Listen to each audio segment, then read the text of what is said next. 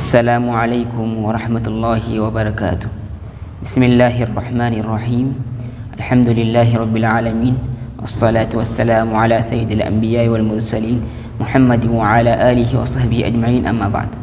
محترم ناظرین، بھائیوں اور دوستوں، اللہ تبارک و تعالیٰ نے حضرت آدم علیہ السلام کو اپنی قدرت سے پیدا فرمایا اور ان کو اور ان کی بیوی حوا علیہ السلام کو جنت میں بھیجا اور ان سے کہا، جیسا کہ اللہ نے قرآن میں ارشاد فرمایا ہے، اعوذ باللہ من الشیطان الرجیم، یا آدم اسکن انت وزوجک الجنہ وکلا منها رغدا حیث شئتما ولا تقربا هذه الشجرة فتکونا من الظالمین۔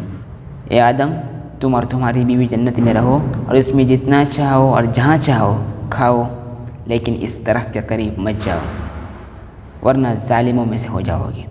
یہاں پر صاف طور پہ اللہ تعالیٰ ارشاد فرماتے ہیں کہ تم جہاں چاہو جتنا چاہو مزے کرو، کھاؤ پیو، مگر فلاں درخت کے قریب مت جاؤ، اس درخت کے قریب مت جاؤ، اگر جاؤ کہ ظالموں میں سے پا جاؤ گے۔ شیطان کہاں چھوڑنے والا تھا، ان کے پیچھے پڑ گیا، ان کو بہکلایا، ان کو رگلایا اور وہ شیطان کے بہکلاوے میں آ گئے اور وہ وہاں کا پھل وہ کھا بیٹھے۔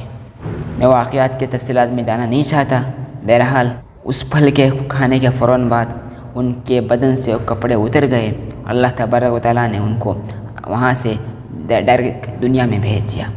اور کیا کہا اللہ نے؟ اعوذ باللہ من الشیطان الرجیم، بسم اللہ الرحمن الرحیم، قل اہبطوا منها جميعا فإما يأتینکم منی ہدی فمن تبع ہدای فلا خوف علیہم ولا هم يحزنون۔ ہم نے کہا تم سب اس سے نیچے جاؤ، پھر اگر تمہیں میری طرف سے ہدایت آئے تو جو لوگ میری ہدایت کی پابندی کریں گے انہیں نہ تو کوئی خوف لاحق ہوگا اور نہ ہی کسی غم میں وہ لوگ مبتلا ہوں گے۔ آپ اس واقعے سے سمجھ گئے ہوں گے کہ حضرت آدم علیہ السلام کی ایک غلطی کی وجہ سے اللہ تبارک و تعالیٰ نے ان کو وہاں سے جنت سے دنیا میں بھیجا، اور ایک طرح سے ان کو بھیجنے کے بعد ان کے پشت میں جو اولاد پیدا ہونے والی تھی ان کے ساتھ ان کو بھی جنت سے دنیا میں بھیجا۔ تو معلوم ہوا کہ ساری انسانیت کا اولاد آدم کا اصلی گھر جنت میں ہے۔ یہاں پر جتنے بھی لوگ آ رہے ہیں، پیدا ہو رہے ہیں، وہ صرف عارضی طور پر پیدا ہو رہے ہیں، ایک مسافر کے طور پر پیدا ہو رہے ہیں، اور ہمیں دنیا میں بھی ایک مسافر کی حیثیت سے رہنا ہے۔ بس فرق یہ ہے، دنیاوی اعتبار سے جو سفر کرتے ہیں ہم، وہ اس کا اسٹیشن، اس کی منزل ہم خود متعین کرتے ہیں کہ ہم کو دلی جانا ہے، ممبئی جانا ہے، آگرہ جانا ہے، حیدرآباد جانا ہے، ہم متعین کرتے ہیں۔ مگر یہ ایسا سفر ہے جس کی منزل، جس کا ہدف، جس کا اسٹیشن خود اللہ نے متعین کیا ہے کہ ہم کو کہاں اترنا ہے، کہاں جانا ہے۔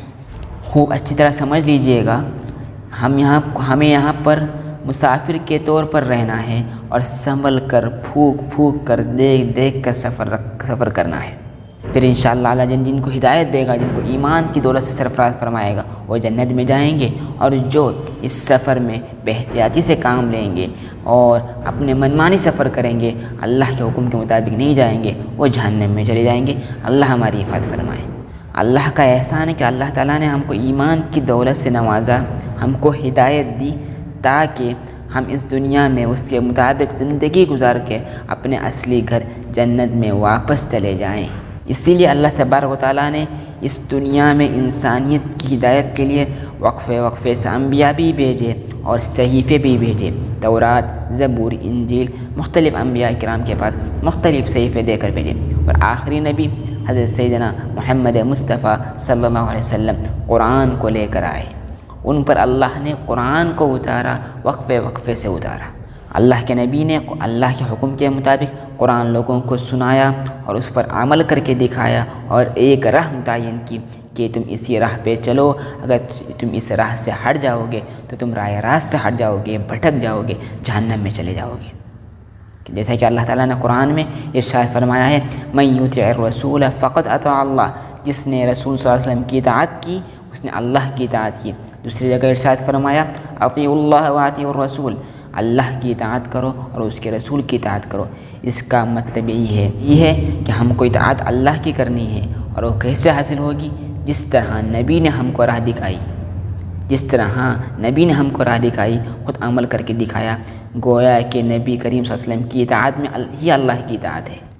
اگر ہم اپنی منمانی طور پر زندگی کو گزاریں گے اور اپنی منمانی طور پر دین کی، شریعت کی دھجیاں اڑائیں گے، جس طرح چاہے عمل کریں گے، جس کو چاہے چھوڑیں گے، جس پر چاہے عمل کریں گے، تو اللہ اور اس کے رسول کی اطاعت نہیں ہوگی۔ اور ایک جگہ جیسا کہ ارشاد فرمایا گیا قُلْ إِن كُنتُمْ تُحِبُّونَ اللَّهَ فَاتَّبِعُونِي، آپ کہہ دیجئے کہ اگر تم اللہ سے محبت کرتے ہو تو میری اتباع کرو، یعنی میری راہ پر چلو، میرا راستہ اختیار کرو۔ معلوم ہوا کہ اللہ کی ہدایت کے مطابق زندگی گزارنے کے لیے رسول کی راہ اختیار کرنی ضروری ہے۔ اب جیسا کہ آپ کو ایک مثال دیتا ہوں، اللہ تبارک و تعالیٰ نے قرآن میں ارشاد فرمایا اقیموا الصلاۃ، نماز کو قائم کرو۔ صرف حکم دیا گیا، مگر نماز کے احکامات کیا ہوں گے، اس کا طریقہ کیا ہوگا، قرآن میں تو نہیں بتایا۔ اس کی تشریح کس نے کی؟ ہمارے پیارے نبی حضرت محمد مصطفیٰ صلی اللہ علیہ وسلم نے کی۔ اگر ہم نماز کو انہی کے حکم کے مطابق پڑھیں گے جیسا کہ نبی نے پڑھا، تو ہم صحیح نماز پڑھنے والے کہلائیں گے۔ وَمَا آتَاكُمُ الرَّسُولَ فَخُذُوهُ، اور جو تمہیں رسول دے اس کو لو، اس پر عمل کرو۔ یعنی صاف معلوم ہو ان تمام آیات سے کہ ہمیں نبی کریم صلی اللہ علیہ وسلم کی اطاعت کرنی ہے اور اسلام پر، دین پر اسی طرح سے چلنا ہے اور دنیا میں اسی طرح سے رہنا ہے جو راستہ ہمیں نبی کریم صلی اللہ علیہ وسلم دکھا کر گئے، اسی راستے سے ایک اینچ بھی نہیں ہٹنا ہے۔ اگر لوگ منمانی زندگی گزاریں گے، شریعت کی دھجیاں اڑائیں گے، نبی کریم صلی اللہ علیہ وسلم کی سنتوں کو چھوڑ کر بدعات میں، خرافات میں پڑیں گے، تو سیدھا راستہ نہیں ہے، تو سیدھا راستہ نہیں ہے، وہ اسلام کا راستہ نہیں ہے۔ تو معلوم ہوا یہ دنیا ایک مسافر خانہ ہے، ہماری حیثیت ایک مسافر کی طرح ہے، اور ہمیں سفر بھی اسی طرح کرنا ہے جس طرح ہمیں نبی نے بتایا ہے۔ اگر ہم سفر میں ان کے اصولوں کو پامال کریں گے تو ہمارا سفر ناکام ہو جائے گا اور ہم منزل مقصود تک پہنچ نہیں جاؤ گے۔ پھر انشاءاللہ آگے اس سلسلے میں گفتگو ہوگی۔ فی الحال آج کے لیے دیجیے اجازت۔ السلام علیکم ورحمۃ اللہ وبرکاتہ۔